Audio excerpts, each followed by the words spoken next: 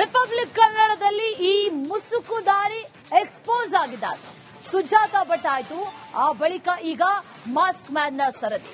ಈ ನಿಗೂಢ ವ್ಯಕ್ತಿಯ ಮೊದಲ ಪತ್ನಿಯ ಸ್ಫೋಟಕ ಸಂದರ್ಶನ ನಿಮ್ಮ ಮುಂದೆ. ದೂರುದಾರನ ಮೊದಲ ಪತ್ನಿ ಒಂದಷ್ಟು ಸ್ಫೋಟಕ ವಿಚಾರಗಳನ್ನ ಈತನ ಬಗ್ಗೆ ಹೇಳಿದ್ದಾಳೆ. ಮುಸುಕುದಾರಿಯ ಮುಖವಾಡ ಸಂಪೂರ್ಣವಾಗಿ ಈಗ ಬಯಲಾಗಿದೆ. ಬುದ್ಧಿ ಹೇಳಿದಕ್ಕೆ ಧರ್ಮಸ್ಥಳದ ವಿರುದ್ಧ ಹಾಗಾದ್ರೆ ಈತ ತಿರುಗುತ್ತಿದ್ದ ಅನ್ನುವಂತ ಪ್ರಶ್ನೆ, ಯಾಕೆ ಈ ರೀತಿ ಮಾಡ್ದ ಅನ್ನುವಂತ ಪ್ರಶ್ನೆ ಈಗ ಕಾಡ್ತಾ ಇರೋದು.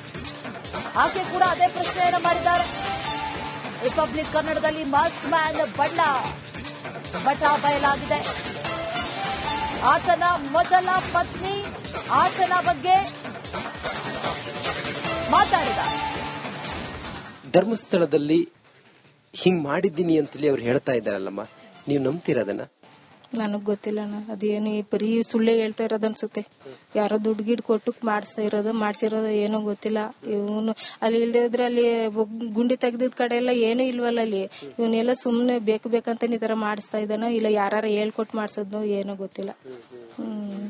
ಅವ್ನು ಮಾಡ್ತಾ ಇರೋದೆಲ್ಲ ಸುಳ್ಳು. ಅಲ್ಲಿ ದೇವಸ್ಥಾನದವ್ರ ಮೇಲೆ ಹೇಳೋದು ಸುಳ್ಳು. ಅವನು ಯಾಕಮ್ಮ ನೋಡಿ, ಅಷ್ಟು ಜನರಿಗೆ ಆಶ್ರಯ ಕೊಟ್ಟಿದೆ ಧರ್ಮಸ್ಥಳ ದೇವಸ್ಥಾನ, ಅಷ್ಟು ಜನರಿಗೆ ಊಟ ಕೊಟ್ಟಿದೆ ಧರ್ಮಸ್ಥಳ ದೇವಸ್ಥಾನ, ಎಷ್ಟೋ ಜನರ ಬದುಕನ್ನ ಬೆಳಗಿಸಿದೆ ಧರ್ಮಸ್ಥಳ ದೇವಸ್ಥಾನ, ಎಷ್ಟೋ ಮಹಿಳೆಯರಿಗೆ ತಮ್ಮ ಕಾಲ ಮೇಲೆ ತಾವು ನಿಲ್ಲೋದಕ್ಕೆ ಎಲ್ಲಾ ಅನುಕೂಲ ಮಾಡಿಕೊಟ್ಟಿದೆ. ಇಂಥ ಒಂದು ಪವಿತ್ರ ಕ್ಷೇತ್ರದ ಬಗ್ಗೆ ಹೀಗೆಲ್ಲ ಮಾತಾಡುವಾಗ ತಮ್ಮ ನೋವಾಗಲ್ವಮ್ಮ?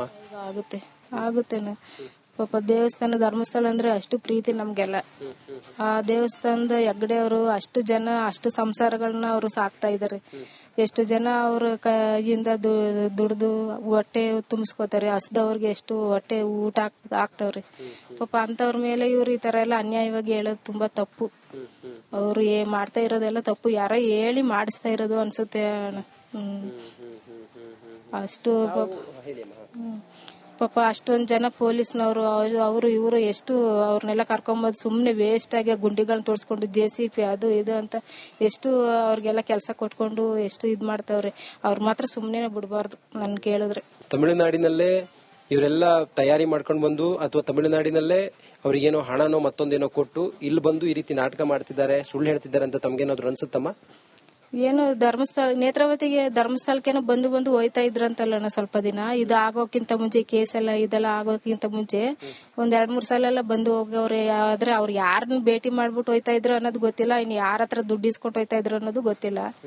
ಒಟ್ನಲ್ಲಿ ಇಲ್ಲೇ ಯಾರೋ ಅವ್ರಿಗೆ ಹೇಳ್ಕೊಟ್ಟವ್ರು, ಏನೋ ರಾಜಕೀಯದವ್ರು ಏನಾರ ದುಡ್ಡು ಕಾಸು ಕೊಟ್ಟು ಮಾಡಿಸ್ತವ್ರು, ಇಲ್ಲ ಹೆಗ್ಗಡೆ ಅವ್ರಿಗೆ ಆಗದೆ ಇರೋರು ಯಾರ ಈ ತರ ಮಾಡಿಸ್ತವ್ರು ಏನೋ ಗೊತ್ತಿಲ್ಲ. ಅದೆಲ್ಲ ದೇವ್ರಿಗೆ ಗೊತ್ತು.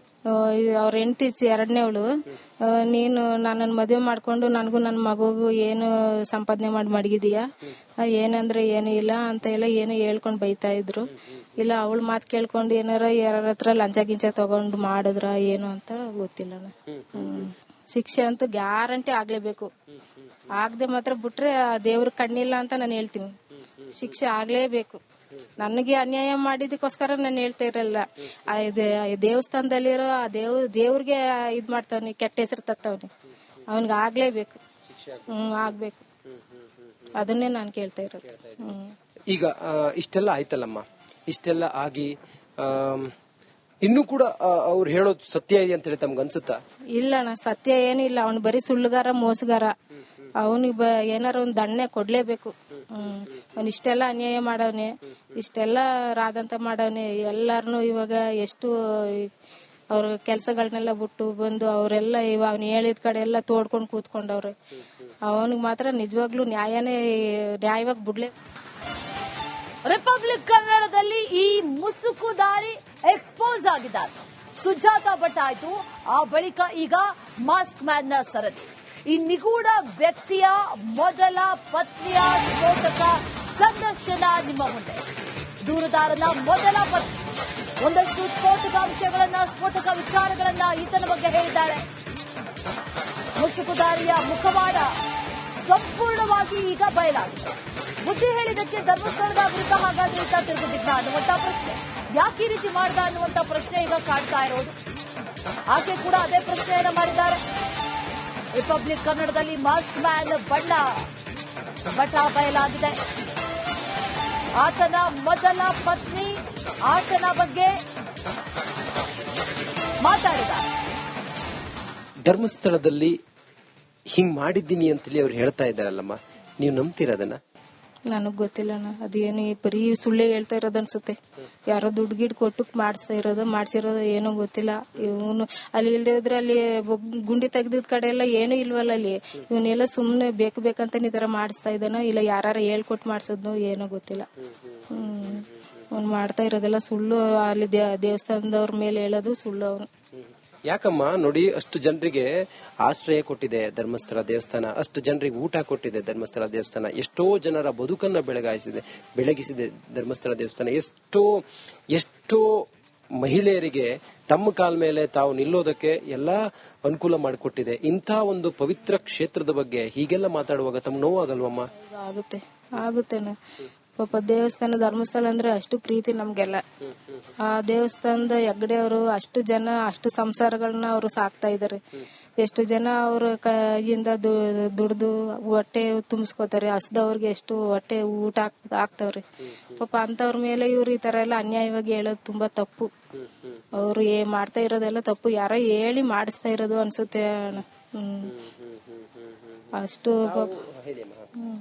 ಪಾಪ ಅಷ್ಟೊಂದ್ ಜನ ಪೊಲೀಸ್ನವರು ಅವರು ಇವರು ಎಷ್ಟು ಅವ್ರನ್ನೆಲ್ಲ ಕರ್ಕೊಂಬಂದು ಸುಮ್ನೆ ವೇಸ್ಟ್ ಆಗಿ ಗುಂಡಿಗಳನ್ನ ತೋರಿಸ್ಕೊಂಡು JCB ಅದು ಇದು ಅಂತ ಎಷ್ಟು ಅವ್ರಿಗೆಲ್ಲ ಕೆಲಸ ಕೊಟ್ಕೊಂಡು ಎಷ್ಟು ಇದ್ ಮಾಡ್ತಾವ್ರೆ. ಅವ್ರ ಮಾತ್ರ ಸುಮ್ನೆ ಬಿಡಬಾರ್ದು ನನ್ ಕೇಳಿದ್ರೆ.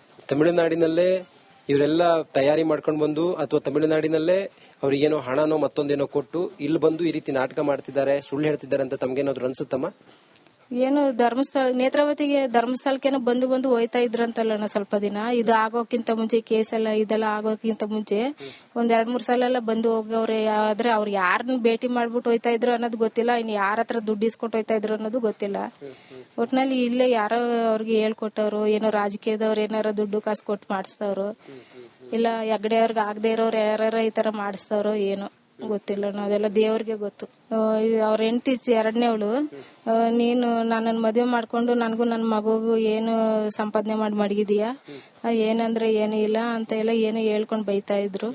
ಇಲ್ಲ ಅವಳ ಮಾತು ಕೇಳ್ಕೊಂಡು ಏನಾರ ಯಾರ ಹತ್ರ ಲಂಚ ಗಿಂಚ ತಗೊಂಡು ಮಾಡಿದ್ರ ಏನು ಅಂತ ಗೊತ್ತಿಲ್ಲ.